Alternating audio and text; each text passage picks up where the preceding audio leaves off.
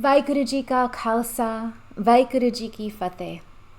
The beloved community belongs to divine oneness, and so does all that it achieves. Thank you so much to the United Church of Christ for the honor of delivering this year's Parker Lecture. Congratulations to this year's honoree, Karen Peltz-Strauss. Karen, your advocacy for disability justice has not only blazed new paths, you show us what longevity looks like in the fight for justice. I'm so honored to share this time with you. And thank you to Cheryl Lianza of the UCC's Office of Communication.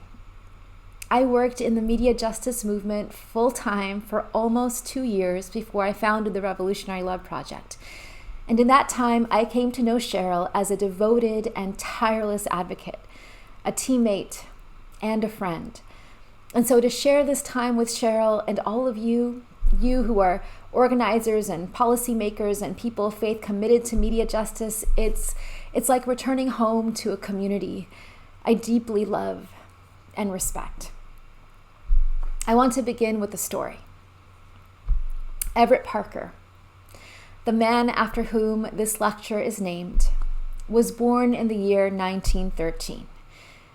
That same year, my grandfather, Kaur Singh, sailed by steamship from India to America. He arrived in the United States a young man wearing a turban and beard as part of his Sikh faith, and when he arrived in San Francisco, immigration officials immediately detained him at Angel Island. You see, Ellis Island on the East Coast was a symbol of welcome for European immigrants, an open source of possibility, gated with words of inspiration, freedom, equality, opportunity. But Angel Island on the West Coast stood as a gatekeeper, designed to exclude as many Asian immigrants as possible. White nationalists warned of a tide of turbans, and so my grandfather was incarcerated and interrogated for 4 months, his deportation all but assured, until a lawyer chose to see my grandfather not as a stranger, but as a brother. He filed a writ of habeas corpus to help set him free Christmas Eve, 1913. My grandfather was a simple farm laborer, sleeping in barns at night, twisting his body into crates to keep safe from the snakes, but he fought for decades for the right to become a citizen, alongside Asian immigrants, building on the gains of the civil rights movement to prove our humanity, that his voice mattered, that his story mattered, that he deserved to be heard. My grandfather is the kind of person Everett Parker fought for. You see, when Everett Parker was sent by Dr. King to find out why the television stations in the South were not broadcasting the civil rights movement, he mounted a fight to hold television and radio stations accountable for racially biased programming through congressional testimonies and legal advocacy and his public voice as a faith leader. Everett Parker envisioned a world where people of color like my grandfather had the ability to organize, to tell our own stories, to write our own destinies. Everett Parker fought to ensure that all people could speak and be heard on the most important mass media of his time, broadcast television. Today, we are fighting to ensure that all people can speak and be heard on the most important media of our time, the internet. This is the focus of my lecture today. In the last 4 years, the online world that so many of us built and shaped and worked to protect has been used to breed tyranny, automate oppression, sow misinformation, destroy faith in science and journalism, fuel nativism and white supremacist hate, incite violence here and around the world, undermine democracy, so that the very notion of truth has now become politicized, and we no longer have a shared narrative of reality. Some of us have struggled with feelings of frustration, defeat, exasperation, even shame. What was it all for? Our work in media justice, if not to prevent this state of things. Then, in the last 7 months, many of us watched as family and friends of friends died of a virus that has already claimed nearly 215,000 lives, a once unfathomable number. And so many of us who are organizers serving Black and Brown and Indigenous communities are watching this virus kill our people disproportionately, a result of decades of racist policies that we have long tried to make America see. This summer, the reckoning came, and America could not unsee it. George Floyd, gasping for breath with an officer's knee on his neck, crying out for his dead mother in a public lynching that has exposed a nation that has long treated Black bodies as disposable, gasping for breath, whether from a deadly virus or from state violence. And I saw so many of you show up in outrage and grief. And then horror as our president responded with flash grenades and tear gas and threats of deploying troops on his own people. This is coming after so many of us have survived ongoing assaults on our families and communities, even as the policies and protections that we fought for so hard, we watched disappear with a stroke of a pen. That's what it has felt like. These last 4 years, these last few months, our darkest hours have felt like the darkness of the tomb. My darkest hour came a week after George Floyd's murder.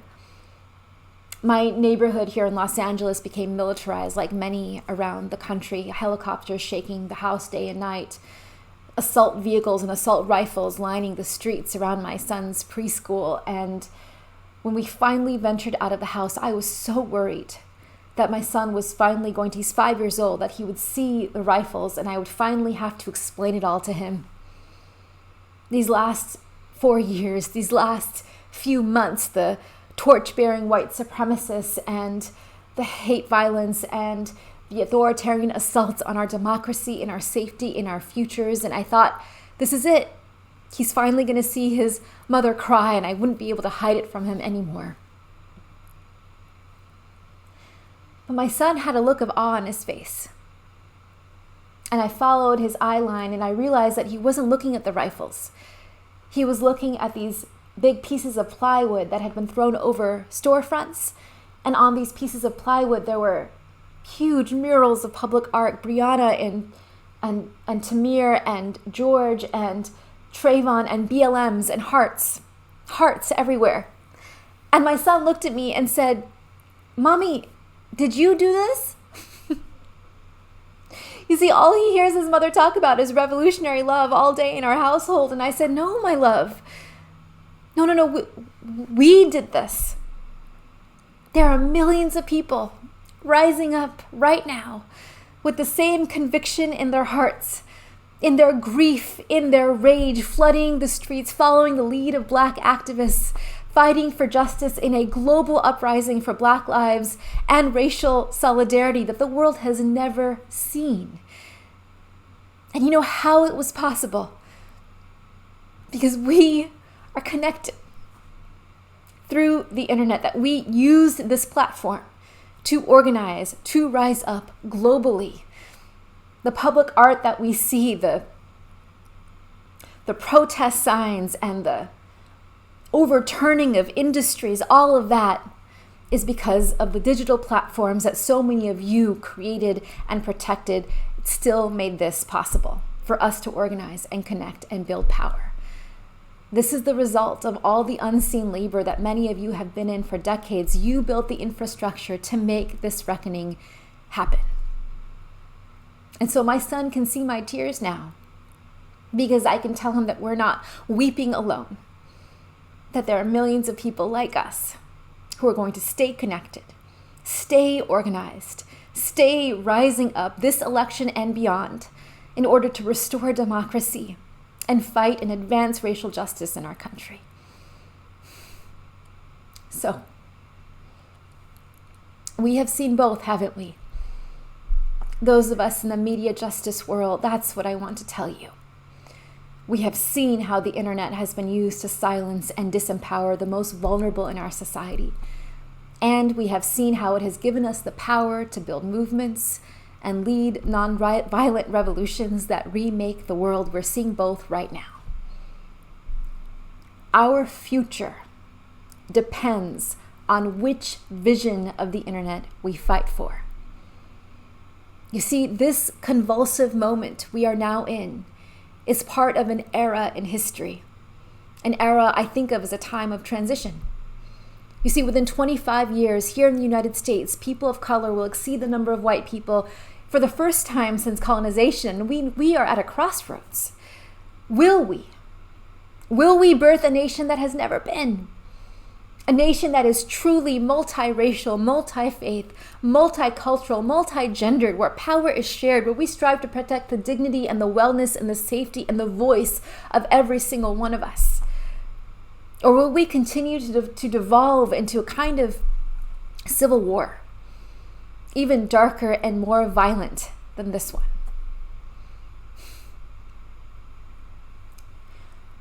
With climate change, the stakes are life and death. The childhood woods I grew up in here in California, they are burning. 5 million acres already gone. And I think scorched earth cannot be the world that we leave our children. What we do in the next 25 years, starting now, will determine whether we live or die as a human race. Will we? Will we marshal the vision and the skill and the solidarity to solve this problem together? Or will we perish? Is this the darkness of the tomb or the darkness of the womb? It depends on you. It depends on whether we fight for an internet, an online world that brings us together or tears us apart. And so that's why I wanted to be with each of you today.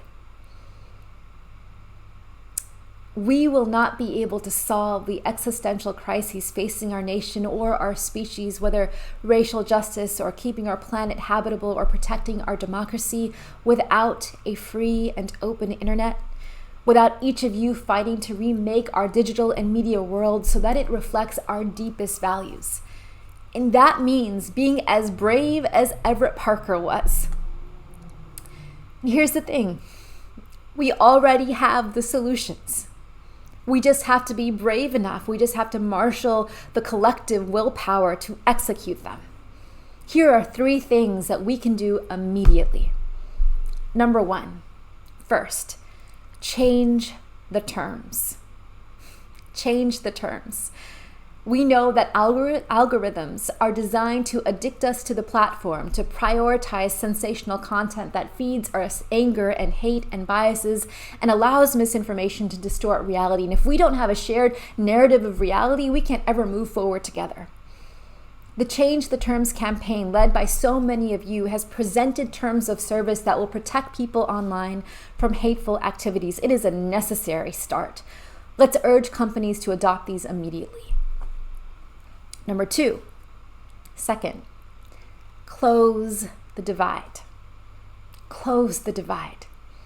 You can't speak and be heard online if you don't have access to the internet. Lack of access and affordability for low-income people and people of color has created a gap that has widened during the pandemic, as a huge segment of our nation's children are simply not being educated at all because we did not find a way to close the digital divide before. We can support initiatives like the UCC's work securing broadband benefits for low-income people. We know what we need to do.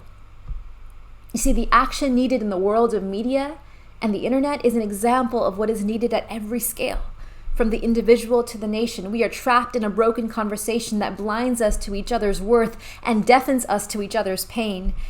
In digital life, as in personal and political life, we must change the terms and close the divide and create a space where all are welcome. And this brings me to my third call to action. We must protect net neutrality. You see, in my grandfather's time, only a few white gatekeepers of a certain class held the power. They determined who got in, who was left out, whose stories got told, and who was silenced. Everett Parker and his generation fought for equality on those platforms. The promise of the internet is that it would remove all gatekeepers and give each of us the power to have an equal voice. But this power depends on a critical foundation, net neutrality. And this foundation that supports all the rest of it, is under threat. Net neutrality. Net neutrality is the principle that we should be able to decide what we do online and not the companies that connect us to the internet. It means that carriers cannot block or slow down content. They cannot be the gatekeepers of what gets heard and what doesn't, who is let in and who is kept out. This matters for people of color. You see, the barrier to entry is so low compared to television or radio or print, so the internet has become the place where people of color can be heard, where we can speak and organize and remake public life. It is the next frontier of Everett Parker's dream. Net neutrality has kept the internet an open and democratic space since its inception. It was baked into the technical architecture of the internet, and until 2017, FCC chairmen of both parties have worked to protect it. Think for a moment how essential it has been to us now. Think about the last few years alone. We would not have been able to organize to protest the Muslim ban at airports or the separation of migrant families at the border. We would not have been able to share life-saving information on the wildfires decimating California or have the courage to say, "Me too." Queer and trans people would not have had safe spaces to feel seen and connected with others. Indigenous activists would not have been able to invite the entire world to stand with them at Standing Rock and beyond. And we would not know the names of George Floyd or Breonna Taylor or Ahmaud Arbery or Rayshard Brooks without the open internet, without our ability to hear their families wail for justice, without the ability to mobilize swiftly, to say their names, to build multiracial uprisings for a new world. My life as I know it would not exist without the open internet. As a Sikh American whose community has fought for a century against racist laws and hate violence in America, I would not be standing before you today unless every film I made, every campaign I led, every speech I delivered had the ability to carry power because it could be heard, it could be seen on the open internet. And that is why I joined so many of you in the fight to codify net neutrality into law. I remember how hard we all had to work. I remember it so well. Do you remember how hard we all had to work to secure the open internet in 2015? At the time, I worked at Stanford Law School's Center for Internet and Society with Stanford Law professor Barbara Van Schevick. Her tireless scholarship and advocacy, brilliant advocacy, really gave us the blueprint for how to protect net neutrality. And I saw many of us come together in unexpected coalitions of scholars and entrepreneurs and startups and civil rights groups and people of faith. And that's when I joined Cheryl Lianza at the UCC to build Faithful Internet, mobilizing faith leaders and communities in the movement, showing America that net neutrality was a civil right as well as a moral imperative. We all understood that net neutrality was necessary to fight for everything we cared about, from racial justice to climate justice to education to democracy, and together we showed the nation. You remember? Millions of people stood with us online. We fought, And we won. We won, a testament to the power of the open internet itself. The Open Internet Order of 2015, it banned carriers from blocking or slowing down websites at will. It banned carriers from charging sites fees to create fast or slow lanes. It codified the principles that have kept the internet an open space since its inception and put them on a sustainable legal foundation. It was praised. Do you remember? It was praised as one of the greatest public interest victories in U.S. history. And then in 2017, the FCC under this administration decided to eliminate all net neutrality protections and gave up all oversight over the most important communications medium of our time. For the first time in history, the FCC is powerless to protect us from interference by companies we pay to get online. So when Verizon slowed the connections of California firefighters to a crawl in the midst of the worst wildfires in my state's history, the FCC was silent because it couldn't do anything.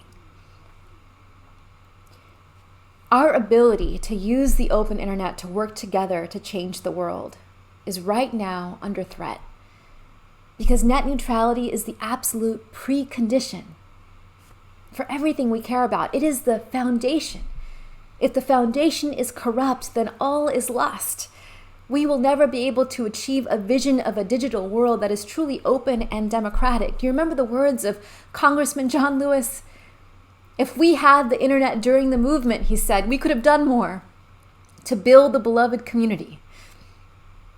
And now we cannot build the beloved community without it.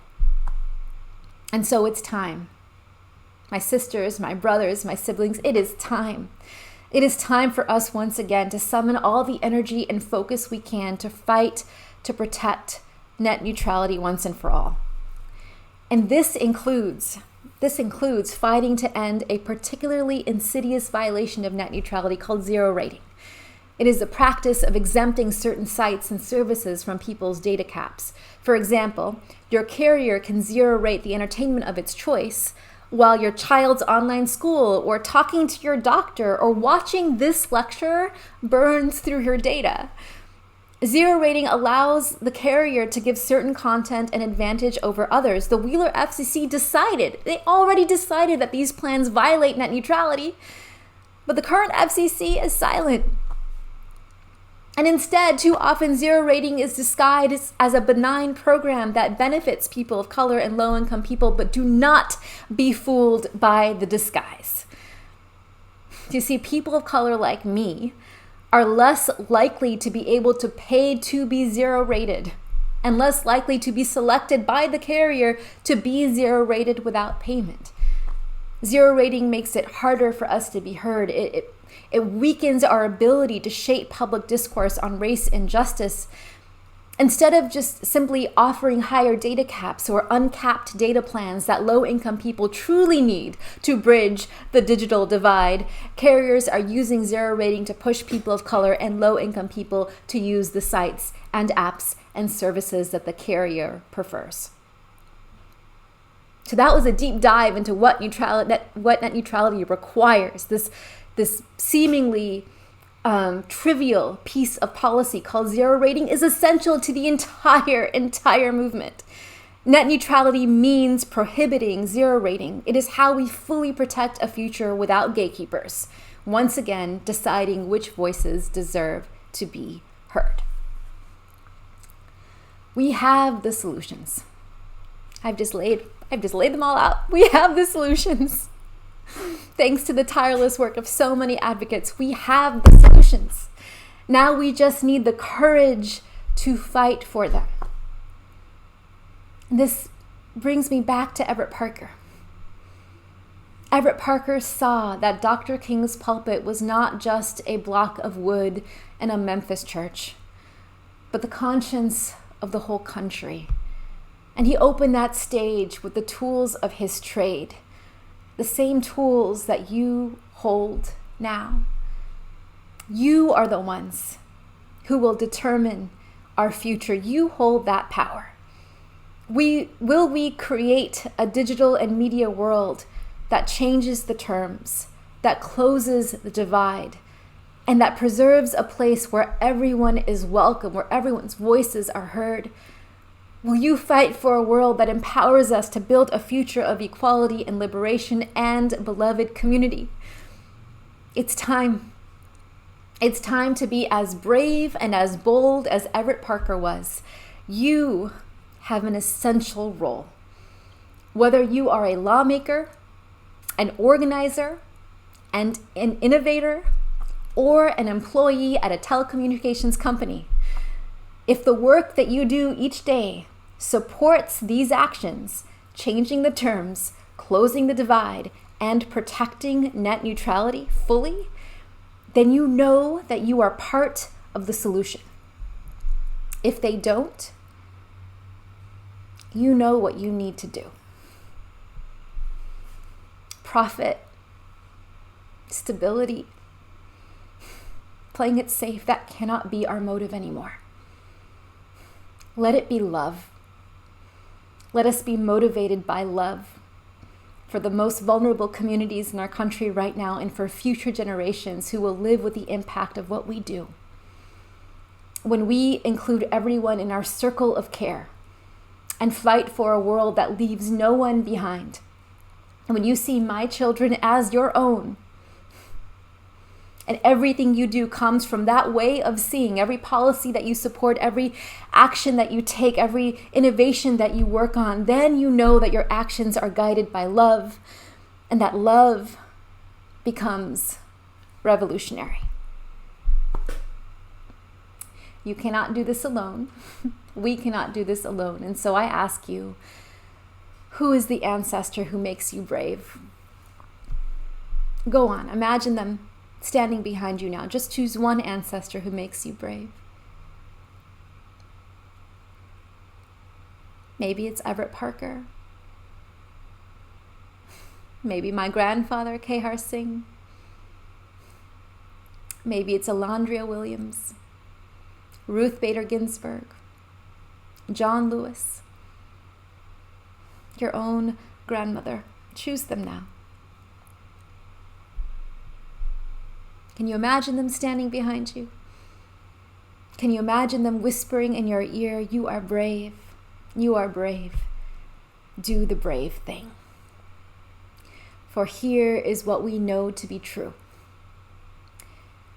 You will be someone's ancestor one day. You will be someone's ancestor one day. They will summon you. And if we get this right, if we show up now and we do the brave thing now, they will inherit a world and an internet where at last we see no stranger. Thank you so much. Vaiguru Ji Ka Khalsa, Vaiguru Ji Ki Fateh.